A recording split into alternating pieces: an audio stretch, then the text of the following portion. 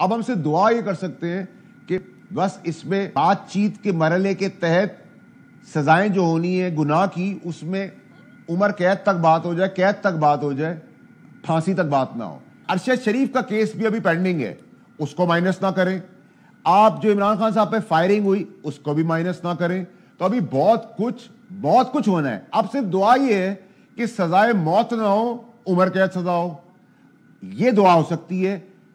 اپنے آپ کو ڈسکریڈٹ کرنے کی ضرورت ہے پی ٹی آئی والوں کو۔ اور اب جنجو جو یہ آپ کس کے لیے کہہ رہے ہیں؟ فیض صاحب کے لیے، خان صاحب کے لیے کہ سزائے موت نہ ہو، عمر قید ہو جائے؟ دونوں کے لیے کہہ رہا ہوں، میں دونوں کے لیے کہہ رہا ہوں، میں دونوں کے لیے۔ یعنی آج کی تاریخ میں آپ کو لگ رہا ہے کہ بس یہی انہی میں سے، اسی دو تین چیزوں میں سے ہونا ہے، کچھ انہی دو میں سے کچھ ایک ہونا ہے؟ دیکھیں دیکھیں فیض حمید کی کورٹ مارشل کے ساتھ سزا ہونی ہے، تو دعا یہ کی جا سکتی ہے کہ اللہ میاں سزائے موت نہ دے دے، عمر قید دے دے، ٹھیک ہے؟ یہی اپلیکیشن دوسروں کے اوپر بھی۔ اس سے کم کچھ نظر نہیں آ رہا آپ کو خان صاحب یا فیض صاحب کے لیے؟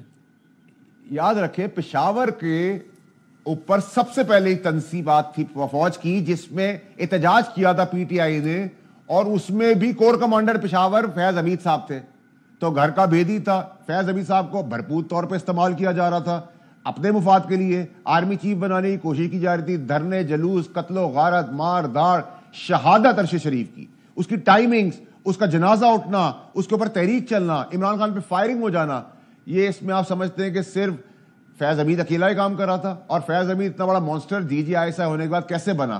ویسے بھی لیفٹیننٹ جنرل بریگیڈیئر بھی بلا ہوتی ہے، لیکن فیض حمید کو اتنی بڑی بلا بنی کیونکہ پرائم منسٹری کی پشت پناہی ان کو حاصل تھی، اور پریزیڈنشیل فارم آف گورنمنٹ کی طرف لے جانا تھا، ریوارڈ کرنا تھا، اپنے باپ کی بمنانی کرنی تھی، اور میں ان کیڑے مکوڑے گٹر کے کیڑوں سے بچا رہا تھا، کہہ رہا تھا نہ کرو نہ کرو نہ کرو، اور میرے نکالنے کے بعد اسی ڈگر پہ وہ چلے، اور اس ڈگر سے یہاں تک پہنچ گئے، اور یہاں سے آگے جو میں آپ کو بتا رہا ہوں وہاں بھی آپ جاتے ہوئے دیکھیں گے۔ آپ یہ کہہ رہے ہیں، پھر اگلے پوائنٹ پر آئیے گا، خالی میں اس پہ کیا آپ کہہ رہے ہیں کہ خان صاحب پر ناکام اور ارشد شریف صاحب پر کامیاب قاتلانہ حملہ جو ہوا انفارچونیٹلی، یہ اس میں بھی فیض حمید صاحب انڈر ٹرائل آنے ہیں؟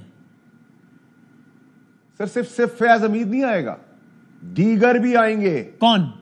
آپ بتائیں نا، وہ بھگوڑا جو ہے مراد سعید، وہ کیوں بھاگا؟ اس طوطے کے اندر کس کی جان پھنسی ہوئی ہے؟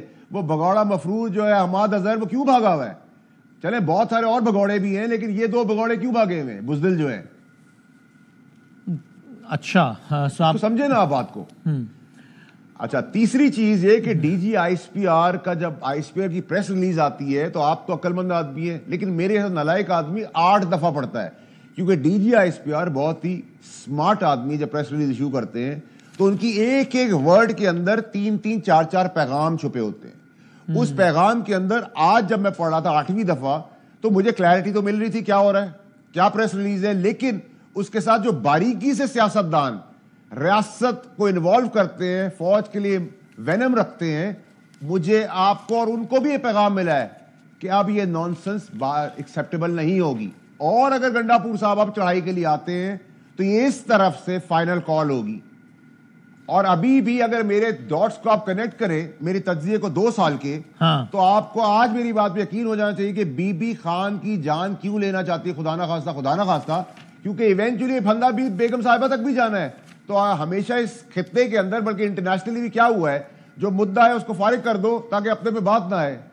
تو اب تو یہ بہت ہی سیریس سچویشن میں ہم داخل ہو چکے ہیں۔ اب ہم سے دعا یہ کر سکتے ہیں کہ بس اس میں